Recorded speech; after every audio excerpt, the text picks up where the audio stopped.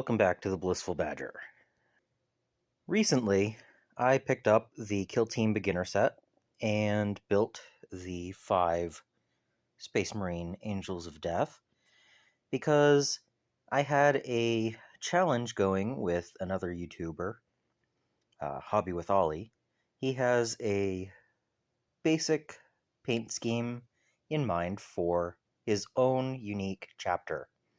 And I told him if he painted one up, I would paint a full kill team. So I bought these initially to build and paint that force. And I knew that there were 5 models in it. Watch my previous video if you want to see that. But I knew I needed at least 6. So I took and bought a second one. And I'm going to take this Marine, swap out the weapon arms for an underslung grenade launcher to make the Intercessor Gunner. I am going to take the Assault Intercessor and make an Assault Intercessor Sergeant, I think it was. And then I'm going to take this one and turn him into an Assault Intercessor Grenadier. That way, other than the Eliminator, the sniper that swaps out for the Heavy Intercessor, and the normal Assault Intercessor Sergeant, I will have 8 different options. So that should give me quite a few ways to do it. So I need to get these built up and primed, and then we're going to go and have a little bit of fun with the paint setup.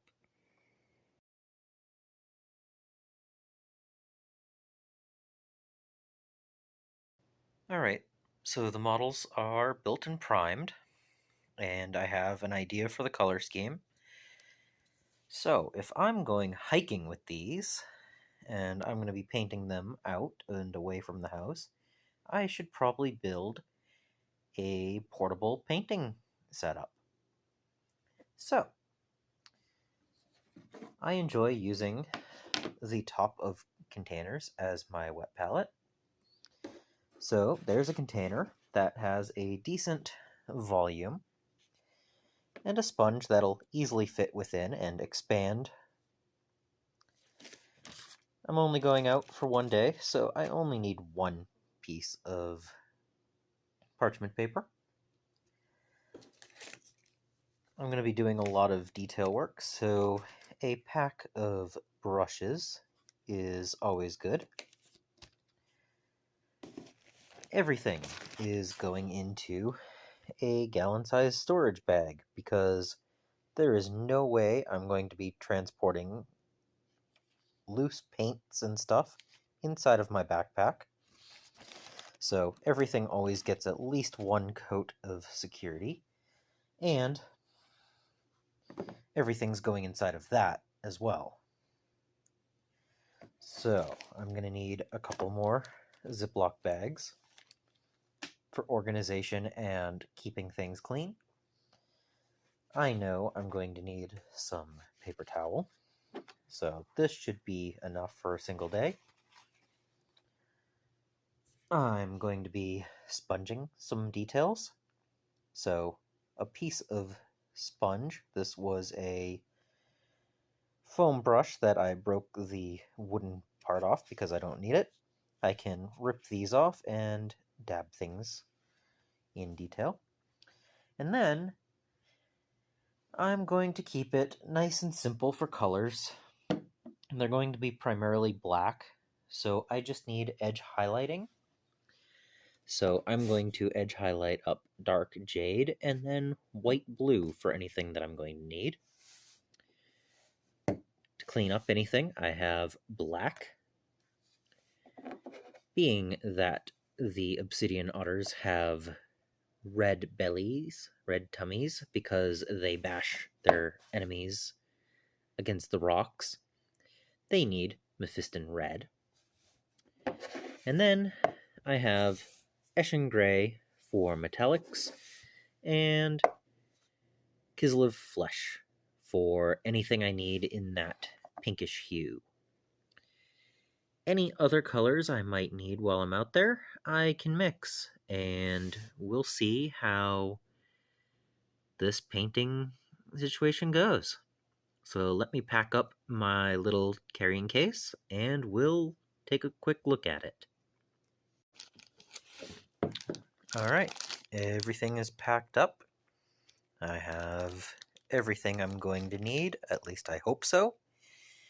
And it's a perfect fit because it doesn't move around at all. The models are in there, the paint is in there, brushes, everything else. And it's all in a little carrying case. This weighs just a tiny bit more than that Gundam did. But I have hours of painting available here. I will easily have water. I'm going to a lake. I'll be putting it through my water filter, of course. But other than that, this is everything I'm going to need. So, see you out on the trail.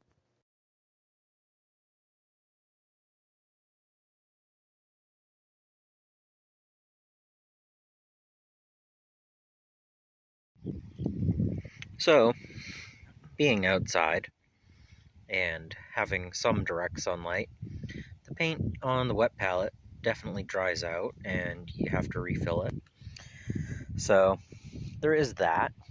I don't think I have enough water to keep the hydration going, though, you know. I decided to work on 3 of the 8 so far. Those are just black prime. These have the dark jade and then a mixture of 1-to-1 dark jade and what was it? White blue. The white blue on its own was a little bit too dark, too bright. So I went a little bit darker with it, and they still look like Tron Marines now, but you know what? That's okay. They're nowhere near done. Try to do a slight blend on the shoulder. I might need to do a second one. Again, wet palette not being very wet is not great, so I might do another middle tone right there just to blend it a little bit cleaner. I think I'm going to work on these 3 until completion before moving on to the next ones, just with the working time of paint out here. And since I'm trying to make this chapter work based on a few things and not any pictures, you know, I get to mess around with 3 of them before I really get into the captain and stuff. So I'm going to get some more water into my wet palette and keep on going. And actually, I think I will start with the next step being the red on the bellies, because I want to make sure that they're nice and done before I get into any of the details with the gun casings and stuff like that. The red is also a very important part of these models, so I'm going to do that next. Oh, as a boat comes by. Alright. So I'm going to get my little sponge part and get a couple of colors down on these.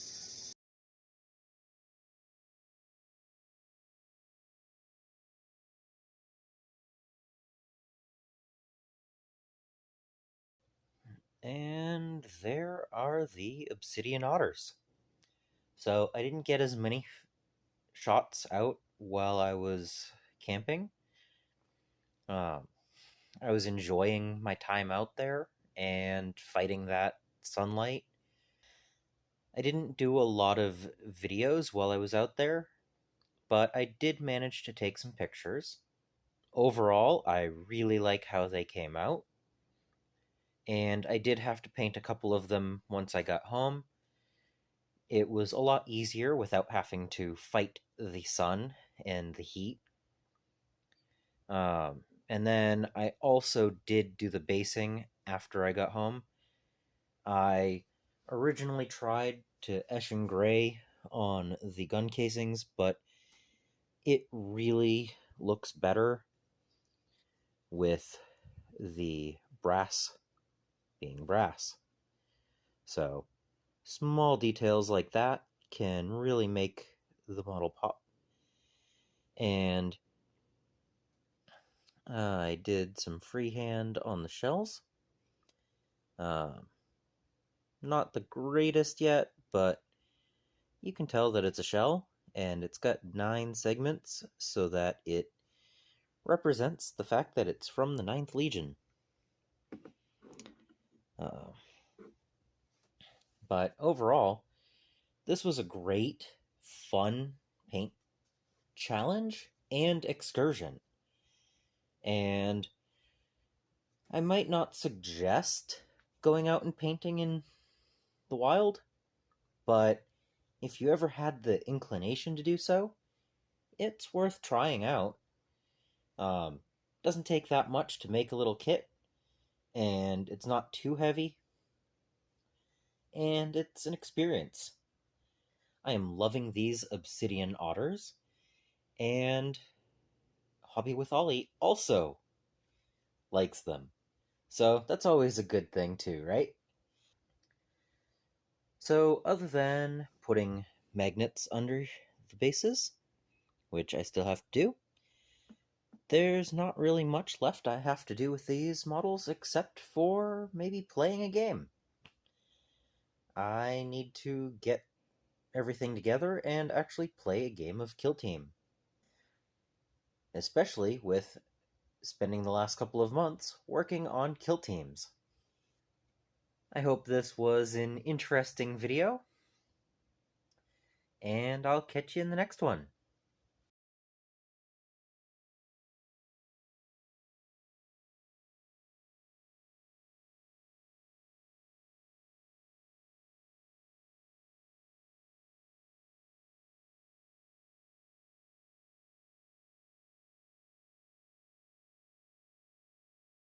Subscribe if you haven't so that you don't miss any future videos.